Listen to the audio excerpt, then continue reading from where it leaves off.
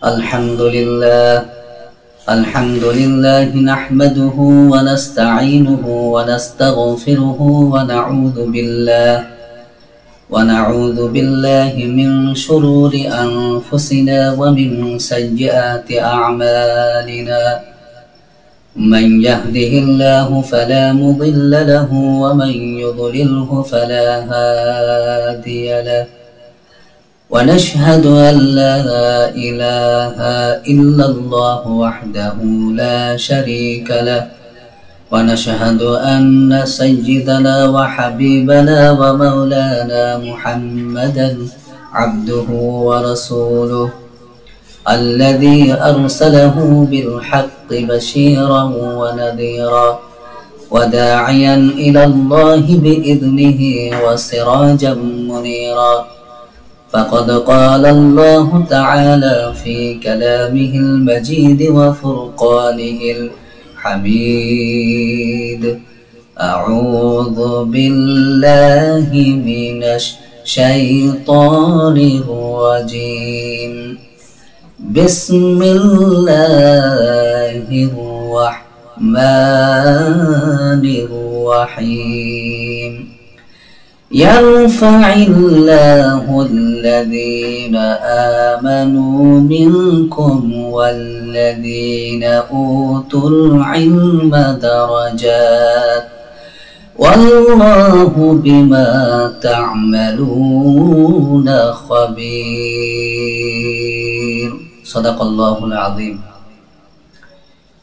সম্মানিত উপস্থিতি, আমি আপনাদের সামনে কোরআনে কারীম থেকে একটি আয়াতে কারীমার কিছু অংশ তেলাওয়াত করেছি। পারা নম্বর 28, সূরার নাম সূরাতুল মুজাদালা।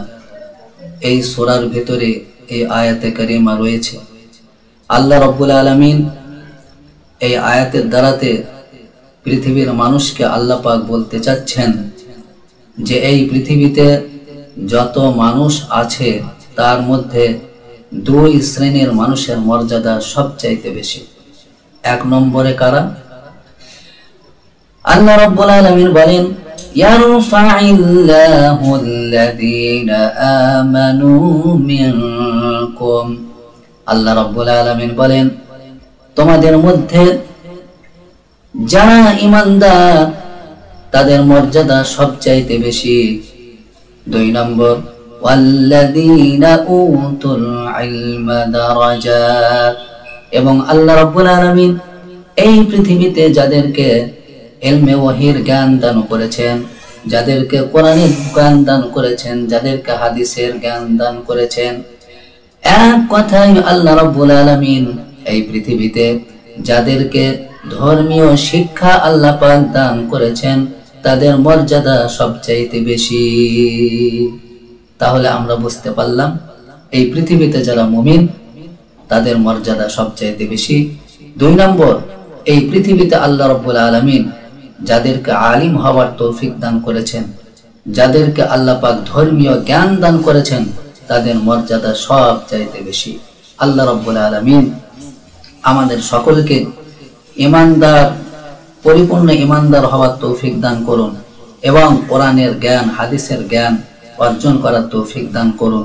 বলুন আল্লাহুম্মা আমিন। ওয়া আখিরু দাওয়ানা আনিল হামদুলিল্লাহি রাব্বিল আলামিন। আসসালামু আলাইকুম ওয়া রাহমাতুল্লাহি ওয়া বারাকাতুহু।